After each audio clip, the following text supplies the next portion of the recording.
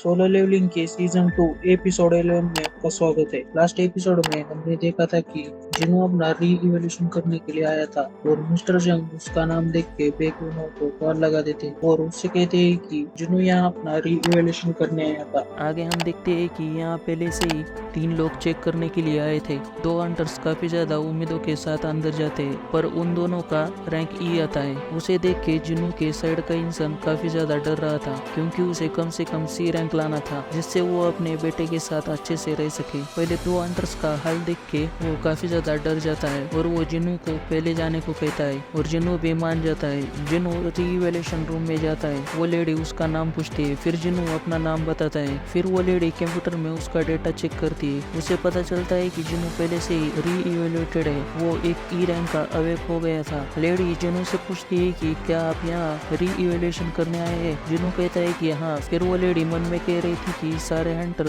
जो यहाँ री-इवैल्यूएशन करने आते हैं वो ई रैंक के ही होते हैं। वो जिन्नू को बताती है कि तुम्हें बस उस ब्लैक क्रिस्टल पे अपना हाथ रखना है। जिन्नू उस पे हाथ रख देता है। वो लेडी रिजल्ट देख रही होती है, पर उधर एरर मैसेज आ जाता है। वो जिन्नू से कहती है कि जरा 1 मिनट के लिए रुक जाओ, मैं प्रोसेस को फिर से शुरू करती हूँ, लेकिन फिर भी एरर आता रहता है। वो लेडी कहती है कि ऐसा तो पहले कभी नहीं हुआ, मुझे माफ करना, मैं एक बार और कोशिश करना चाहती हूँ। फिर वहाँ पे मिस्टर जंग आ जाते हैं। हमें पता चलता है कि इस मशीन को चेंगशिक नाम का एक बंदा चलाता है। तुम खुद इस मशीन को क्यों चला रहे हो? चेंगशिक कहाँ है? वो मिस्टर जंग से कहती है कि चेंगशिक अभी टॉयलेट में है। ये सुन के मिस्टर जंग कहते हैं कि उस गधे को काम के समय अपनी पोस्ट से नहीं जाना चाहिए। फिर वो मन में कहते हैं कि मैं भी तो यही कर रहा हूँ। फिर वो उस लेडी को पूछते हैं कि क्या प्रॉब्लम है। वो बताती है कि शायद मानामीटर में कुछ खराबी आई है। मिस्टर जंग मन में कह रहे थे कि मैं कितनी बड़ी उम्मीद लेके आया था, क्योंकि मिस्टर बेक ने उसके बारे में बहुत कुछ कहा था। शायद सच में इसमें कुछ तो खास बात है। नहीं, ये मैं क्या कह रहा हूँ, री-अवेकनिंग कोई मजाक की बात नहीं है। तभी वो लेडी मिस्टर जंग को वो एरर में से दिखाती है। उसे देख के मिस्टर जंग हद से ज्यादा शॉक हो जाते हैं। वो उस लेडी को पूछते हैं कि तुम कब से यहाँ काम कर रही हो? वो बताती है कि 6 महीने हो चुके हैं। क्या मैंने कोई गलत बटन दबाया है? फिर हमें पता चलता है कि चाहे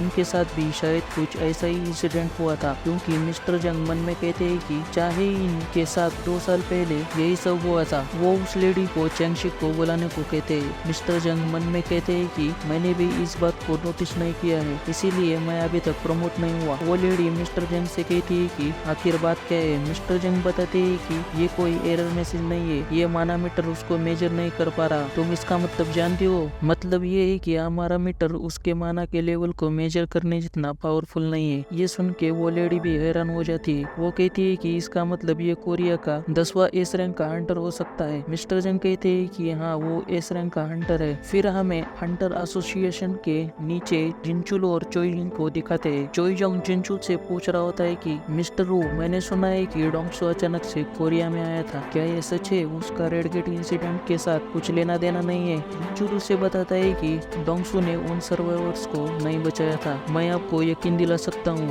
क्योंकि मैं खुद उस दिन वहाँ था। चोइजंग उसे पूछता है कि इसका मतलब तुम जानते हो कि ये किसने किया है? जिनचुल बताता है कि मुझे डिटेल में नहीं पता सर, क्योंकि मैं वहाँ पे आखिर तक नहीं था। हालांकि मुझे किसी पे शक है। तभी जिनचुल अचानक से बोलना बंद कर देता है और वो मन में कह रहा होता है कि मुझे अभी भी कंफर्म नहीं पता कि ये किसने किया है। लेकिन चोइजंग इस बात को समझ जाता है और उसे कहता है कि अच्छा, तो तुमने तय किया है कि तुम जब तक उस बात को पूरी तरीके से कंफर्म नहीं करते तब तक मुझे नहीं बताओगे। कोई बात नहीं, मैं समझ गया। वैसे भी मैं पंखों वाले एंड्स में ज्यादा इंटरेस्टेड हूँ, जिसकी डेड बॉडी जापान के समुद्र किनारे मिली थी। जिनचुल कहता है कि वैसे तो बस एक ही पंख वाले एंड की डेड बॉडी मिली है, लेकिन पंख वाले एंड जेजू आइसलैंड से दूसरे देश में जाने लगी है। ये होने से पहले ही सारे गिल्ड के हंटर्स को इसके बारे में बताया जाएगा। चोइजंग भी कहता है कि हाँ, सारे गिल्ड के हंटर्स एक दूसरे के साथ कोऑपरेट करेंगे। तभी चोइजंग को अचानक से बी वाली बिल्डिंग से काफी ज्यादा आवाज आ रही होती है। जिनचुल कहता है कि मुझे तो कोई भी आवाज नहीं आ रही। चोइजंग कहता है कि इन जैसी चीजों से मैं कुछ ज्यादा ही सेंसिटिव हूँ। जिनचुल कहता है कि कोई हंटर्स इवैक्यूएशन में कुछ दिक्कत दे रहा है,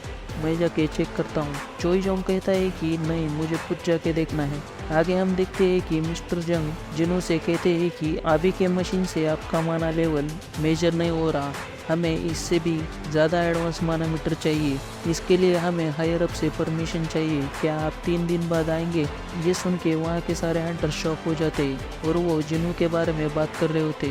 उनको पता चल जाता है कि जिनू एक एस रैंक का हंटर है। तभी वहाँ पे चोईजोंग भी आ जाता है। सभी लोग उसको देख के बहुत ज़्यादा शॉक हो रहे थे। उनको लग रहा होता है कि ये अनलिमिटेड हंटर यहाँ पे क्या कर रहा है। इन लोगों की बातों की वजह से जिनचुल को पता चल जाता है कि जिनू एक एस रैंक का हंटर है। चोईजोंग जिनू की पावर को महसूस कर रहा होता है। वो बोलता है कि एसोसिएशन को दूसरा मानामीटर लाने की कोई ज़रूरत नहीं है। इसमें कोई शक नहीं है कि ये काफ़ी ज़्यादा स्ट्रांग है। इसके रिजल्ट के लिए 3 दिन तक रुकने की भी कोई ज़रूरत नहीं है। फिर चोईजोंग अपने आप को जिनू से इंट्रोड्यूस करवाता है और उसे कहता है कि मुझे माफ़ कर दो, मैं तुमसे पूछ रहा हूँ क्या तुम किसी गिल्ड में हो?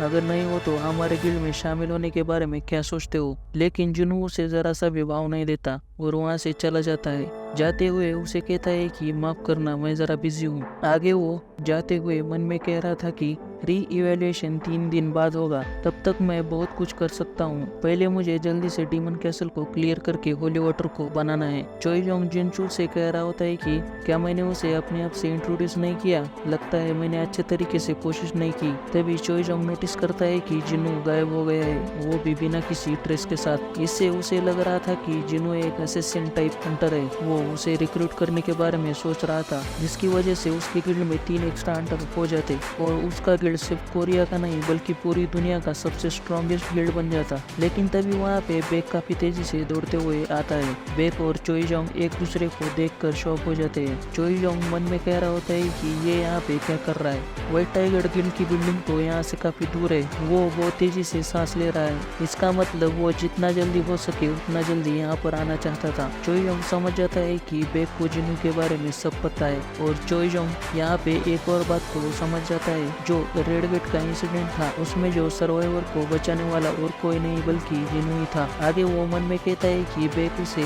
ऐसे नहीं छोड़ेगा। मुझे इतना तो पता चल गया कि वो कोई ऐसा इंसान नहीं जिसे कंट्रोल किया जा सके। बेक भी मन में कहता है कि लगता है मैं काफी लेट हो गया। फिर हमें जिनू को दिखाया जाता है जो फिर से अपनी माँ से मिलने आया था। फिर वो अपनी माँ के रूम से बाहर आता है। वो सोच रहा था कि मुझे और भी ज्यादा स्ट्रांग होना होगा। फ्लोर्स को क्लियर करते हुए मेरा लेवल बढ़ रहा है, लेकिन मिड लेवल का जो बॉस था वो काफी ज्यादा हार्ड था। इसका मतलब ये है कि जो टॉप वाले फ्लोर का बॉस होगा वो तो काफी ज्यादा हार्ड होने वाला है। तभी वहाँ पे जिनचुल आ जाता है। वो जिनू से कहता है कि डबल डंजन के अंदर सारे बिस्ट को किसने हराया? मुझे हमेशा से लगता था कि मैं टैलेंटेड लोगों को अच्छे से देख सकता हूँ, पर तुमने मुझे गलत साबित किया है जिनू। जिनू से कहता है कि हम हमेशा एक दूसरे से टकराते रहते। जिनचुल कहता है सर्वेलेंस टीम की मेन रिस्पॉन्सिबिलिटी बीस से फाइट करने में नहीं है। अगर दूसरे शब्दों में कहूँ तो हम हंटर पर नजर रखते हैं और जो लॉ को तोड़ते हैं हम उन्हें सजा देते हैं। जिनू कहता है कि मुझे तुम्हारे सर्वेलेंस टीम से कुछ भी लेना देना नहीं है। लेकिन जिनचुल फिर से उसे कहता है कि हमारी वजह से हंटर्स कंट्रोल में है। हालांकि हम यहाँ इस रैंक वाले हंटर्स का कुछ नहीं कर सकते। मुझे तुम्हें किससे मिलवाना है, प्लीज मेरे साथ चलो। वैसे तो वो हंटर एसोसिएशन के चेयरमैन गोगुन है। जिनू भी उनका नाम सुन के थोड़ा सा हैरान हो जाता है। गोगुन भी वहाँ पे आ जाते हैं। वो जिनू से कहते हैं कि मुझे तुमसे मिलके अच्छा लगा समझिनू। जिनू उनके साथ शेक हैंड कर लेता है। वो मन में सोच रहा था कि भले ही एज में 80 साल से ज्यादा है, लेकिन उनके पास कोई रिटायर रेसलर की तरह बॉडी है और ये इस रैंक के हंटर है। चेयरमैन गोगुन जिनू को एक इस रैंक का हंटर बनने की बधाई देते हैं, पर जिनू उन्हें कहता है कि मुझे अभी भी री इवेल्युएशन करना बाकी है। गोगुन उसे कहते हैं कि तुम्हें फिर से री इवेल्युएशन करने की कोई जरूरत नहीं है। एडवांस मानामीटर के बहुत कम चांसेस है कि वो री इवेल्युएशन को मेजर न कर पाए, क्योंकि वो रेंज से बाहर वाले को भी मेजर कर सकता है। उसको ऐसा बनाया गया था। अगर मीटर फुल रेंज को मेजर करता है तो तुम्हारा डबल एस या ट्रिपल एस रैंक आ जाता। हालांकि तुम्हारी पावर को मेजर करने के लिए कितने भी ईयर्स लग जाए इसका कोई फायदा नहीं है और रिजल्ट्स एक्यूरेट नहीं आएगा। मुझे पता है तुम ये जानना चाहोगे कि आखिर री इवेल्युएशन प्रोसेस क्यों है। ये इसीलिए है ताकि हम तुम जैसे किसी से मिल पाए जिसकी पावर की कोई सीमा ना हो। इसके बारे में बहुत कुछ है, लेकिन अभी मैं तुमसे ज्यादा बात नहीं करने वाला। चलो तो मैं तुम्हें मेन मुद्दे की बात बताता हूँ। हम कॉरपोरेशन नहीं है